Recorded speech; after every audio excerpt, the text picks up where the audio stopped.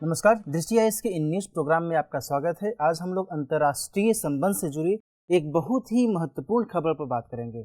आपको पता होगा कि आज दिन भर एक बहुत ही विचलित कर देने वाली खबर सुर्खियों में बनी हुई है, वो समाचार पत्रों में हो चाहे वो न्यूज़ चैनल्स पर हो। वह खबर कौन सी है?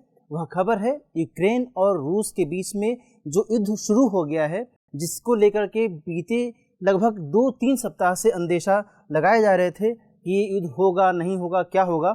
और वर्तमान की स्थिति यही है कि रूस ने यूक्रेन पर हमला बोल दिया है और इन दोनों देशों के बीच में युद्ध शुरू हो गए हैं। इसी को लेकर के हमारी आज की चर्चा टिकी होगी और इसमें हम ये भी बात करेंगे कि इस पूरे विषय में भारत का क्या सरोकार है, भारत किस हिसाब से अपना स्टैंड रख रहा है, भारत के क्या कुछ इंटरेस्ट हैं और अन्य जो पक्ष हैं इस पूरे मामले में, उस पर भी हम विस्तार से चर्चा करेंगे। इसलिए आज की चर्चा में जो हमने टॉपिक लिया है, इस टॉपिक को इस तरीके से इंटाइटल्ड किया है, इसे लिखा है युद्ध शुरू, क्या है भारत के सरोकार। युद्ध शुरू का तात्पर्य यही हो गया कि यूक्रेन और रूस के बीच में युद्ध की शुरुआत हो चुकी है। इसके क्या कुछ परिणाम होंगे ये 1-2 दिनों में और पता चलेगा ही। बहरहाल आज की चर्चा के जो डायमेंशंस हैं, इन डायमेंशंस को हम देख लें। पहला है खबर क्या है, खबर के माध्यम से हम समझने की कोशिश करेंगे। इसके बाद समझेंगे कि रूस का हमला किस कदर हुआ है, रूस ने क्या अपना तर्क रखा है, यूक्रेन में तबाही के क्या हालात हैं वर्तमान में, इस पर गौर करेंगे, इस पर बातचीत करेंगे। इसके बाद समझेंगे कि इस पूरे विषय में विभिन्न पक्षों की क्या कुछ प्रतिक्रियाएं हैं, वे कौन कौन से पक्ष हैं जो इसमें बढ़ चढ़ कर के भागीदारी निभा रहे हैं। इसके बाद समझेंगे जो कि सबसे महत्वपूर्ण होगा हमारे लिए, वो है भारत का सरोकार। मैंने 1-2 दिन पहले भी एक इन न्यूज़ प्रोग्राम में इस पूरे मामले पर चर्चा की थी, जिसमें यूक्रेन पर रूस ने किस हिसाब से दबाव बनाया है और डोनबास क्षेत्र में रूस ने किस हिसाब से अपनी पैठ को मजबूत किया है, इस पर वह प्रोग्राम आश्रित था। और उसमें कई बच्चों ने ये कमेंट में पूछा भी था कि भारत का क्या सरोकार है, भारत का क्या इंटरेस्ट है इस पूरे विषय पे। तो आज हम इस पर विस्तार से चर्चा करेंगे, क्योंकि अब जैसे जैसे गतिविधियां बदल रही हैं, उस हिसाब से अब ये देखना होगा कि इस पूरे मामले में भारत किस हिसाब से पेश आ रहा है, भारत का स्टैंड क्या कुछ कहता है, इस पर भी हम बात करेंगे।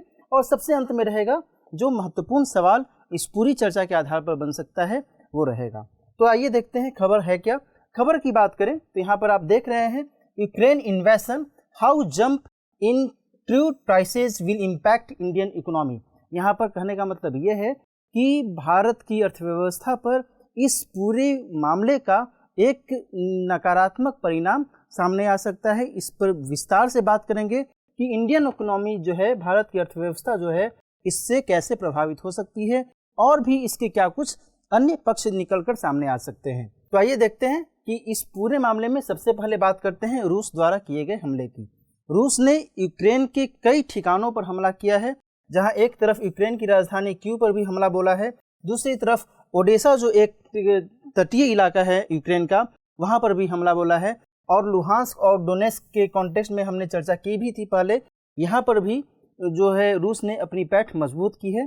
तो इससे आप समझ सकते हैं कि रूस ने यूक्रेन पर अपना जो सैन्य प्रभाव है, सैन्य दबदबा बनाने की कोशिश की है। और रूस ने यहाँ तक कहा है कि यदि यूक्रेन के सैनिक हथियार नहीं डालेंगे तो इसका बहुत बुरा परिणाम होगा।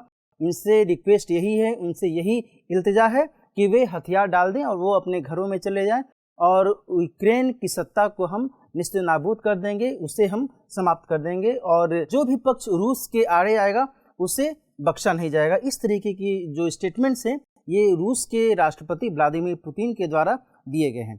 उनका ये कहना है कि हम यूक्रेन में असैन्यीकरण कर देंगे और उसे हम किसी भी कीमत पर हावी नहीं होने देंगे अपने ऊपर। तो इस तरीके की जो बातें हैं, ये रूस के राष्ट्रपति के द्वारा की जा रही हैं और इस हिसाब से आप समझ सकते हैं कि कितना बड़ा एक तरीके से वैश्विक संकट जो है उभरता हुआ यहाँ पर दिख रहा है। आगे इस पर और बात करें कि इस पूरे मामले में यूक्रेन में क्या कुछ स्थितियां हैं। यूक्रेन में जो मैंने आपको कुछ लोकेशंस दिखाए कि कीव में या फिर ओडेसा में ये जो गतिविधियां चली हैं रूस की सेना के द्वारा, इसके कारण यूक्रेन में तबाही का मंजर दिख रहा है। यहाँ मैं आपको बता दूं कि यूक्रेन के माध्यम से, यूक्रेन के जो राजदूत हैं भारत में, उन्होंने भारत के प्रधानमंत्री से ये एक एक्सपेक्टेशन किया है, एक आशा की है कि वे थोड़ा सा मध्यस्थता की भूमिका निभाएं और भारत ने गुटनिरपेक्षता में बहुत ही महत्वपूर्ण योगदान दिया था अपना।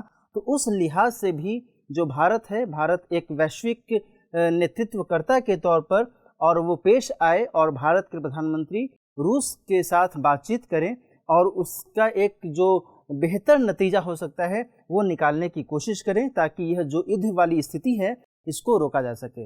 यहाँ तक कि यूक्रेन ने संयुक्त राष्ट्र से भी मदद की अपेक्षा की है और यूक्रेन ने हालांकि ये बात भी कही है, आज दिन भर की जो गतिविधियाँ रहीं उसमें यूक्रेन ने ये भी कहा है कि यूक्रेन ने लगभग 50 रूसी सैनिकों को भी क्षति पहुंचाई है।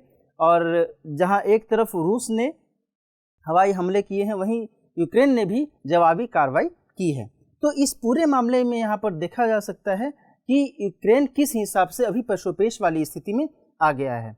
भारत की जहाँ तक बात है, भारत ने पहले एक बैठक में यूएनएससी की बैठक हुई थी, उसमें भारत ने अपना पक्ष रखा था, जिसमें उसने अपेक्षा की थी कि वर्तमान में जो विपरीत परिस्थितियां पनप रही हैं इसको समाप्त करने के लिए बेहतर यही है कि सभी पक्ष मिल कर करके पेश आएँ, सभी पक्ष एक दूसरे के साथ मिल कर करके जो वाजिब हल है वो निकालने की कोशिश करें। लेकिन भारत के इस वक्तव्य से यूक्रेन को ज़्यादा संतोष नहीं मिला। यूक्रेन के राजदूत ने असंतोष जाहिर किया और उन्होंने ये कहा कि भारत की जो प्रतिक्रिया है संयुक्त राष्ट्र सुरक्षा परिषद में, यह जो है एक तरीके से डामाडोल वाली प्रतिक्रिया है और यहाँ पर भारत को मुखर होकर करके जो है अपनी नेतृत्व क्षमता है इसका इस्तेमाल करना चाहिए। तो ये कुछ बातें यूक्रेन के माध्यम से की गई हैं और भारत के कॉन्टेक्स्ट में क्या बातें हैं इस पर आगे भी हम चर्चा करेंगे। आगे हम देखें कि इस पूरे मामले में विभिन्न पक्षों की क्या कुछ प्रतिक्रियाएं हैं। सबसे बड़ी बात तो ये है कि इस पूरे मामले में नाटो है ना, नाटो की क्या प्रतिक्रिया है। नाटो ने कहा है कि रूस यूक्रेन से अपनी सेना हटाए और अंतर्राष्ट्रीय कानून का सम्मान करे। इसके साथ साथ नाटो ने यह भी अपेक्षा की है कि रूस लोकतंत्र और स्वतंत्रता को महत्व दे, किसी भी देश की संप्रभुता को महत्व दे और हम किसी भी कीमत पर रूस के द्वारा जो की गई कार्रवाई है उसे हम सही नहीं ठहरा सकते। ये यूक्रेन के ऊपर एक दबाव जो क्रिएट किया जा रहा है रूस के द्वारा, यह सही नहीं है। लेकिन यहाँ पर मैं आपको बता दूं कि अनुच्छेद 4 और अनुच्छेद 5 जो अनुच्छेद हैं नाटो के संविधान में, नाटो की जो समझौता है उसके अंतर्गत ये दोनों अनुच्छेद हैं। ये दोनों अनुच्छेद कुछ अहम बातें कहते हैं। अनुच्छेद 4 की यदि हम बात करें तो इसमें ये कहा गया है कि यदि इन देशों में, नाटो में 30 देश हैं, नाटो के देशों के लेकर के यदि स्वतंत्रता या फिर ऐसे कहें कि राजनीतिक स्वतंत्रता,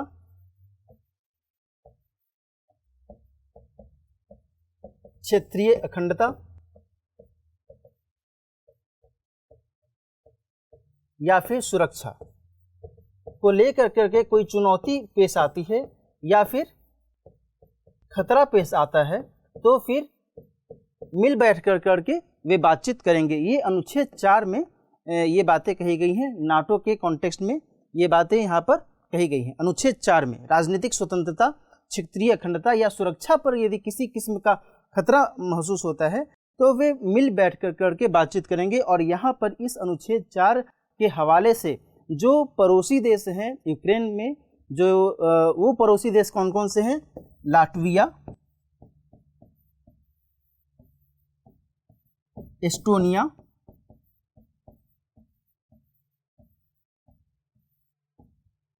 पोलैंड और लिथुआनिया।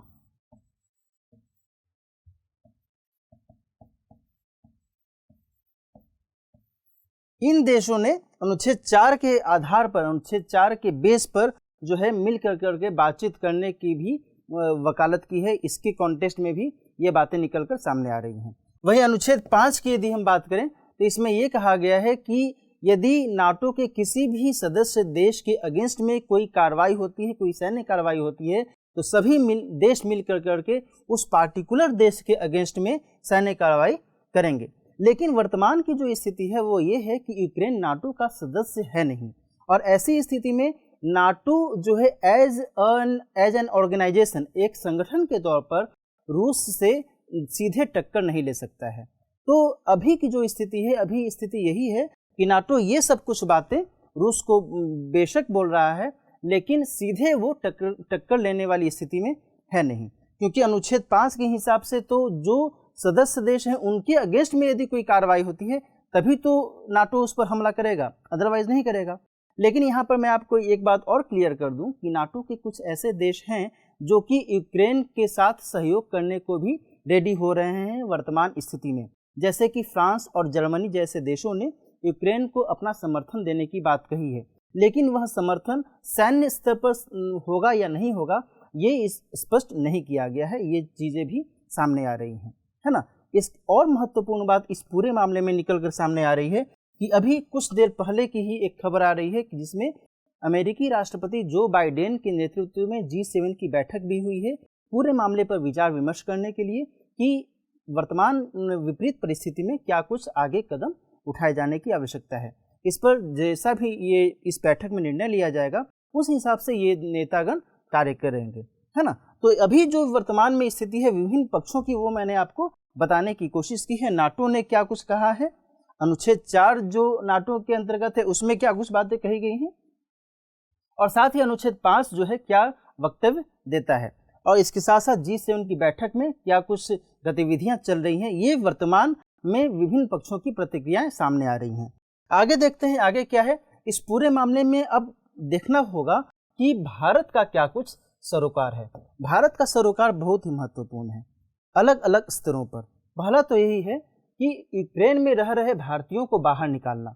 जो भी भारतीय विद्यार्थी यूक्रेन में रह रहे हैं वो चाहे मेडिकल कॉलेज में पढ़ रहे हों या फिर किसी अन्य यूनिवर्सिटीज़ में वगैरह में पढ़ रहे हों, या फिर जो लोग वहाँ पर घूमने के मकसद से गए हुए होंगे, है ना, या फिर किसी अन्य मकसद से वहाँ रह रहे होंगे, तो उन्हें वहाँ से इवैक्यूएट करने के लेकर करके एक सबसे बड़ी चुनौती यहाँ पर निकल कर सामने आ रही है।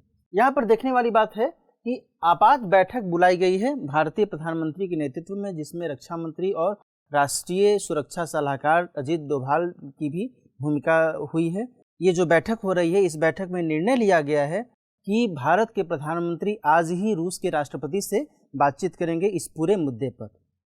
इसके बाद क्या है कि उड़ानें रद्द कर दी गई हैं। आपात बैठक के माध्यम से कई सारे निर्णय लिए गए हैं, और उसके साथ साथ जो वर्तमान में स्थिति निकल कर सामने आ रही है कि उड़ानें रद्द होने से जो इवैक्यूएशन की स्थिति बन रही थी यूक्रेन से, वो भी अभी पूरी तरीके से फुलफिल नहीं हो सकी है ना। इसके साथ साथ दूतावास की वेबसाइट और सोशल मीडिया पर अपडेट चेक करने की बात कही गई है यूक्रेन में जो भी भारतीय दूतावास है उनके द्वारा।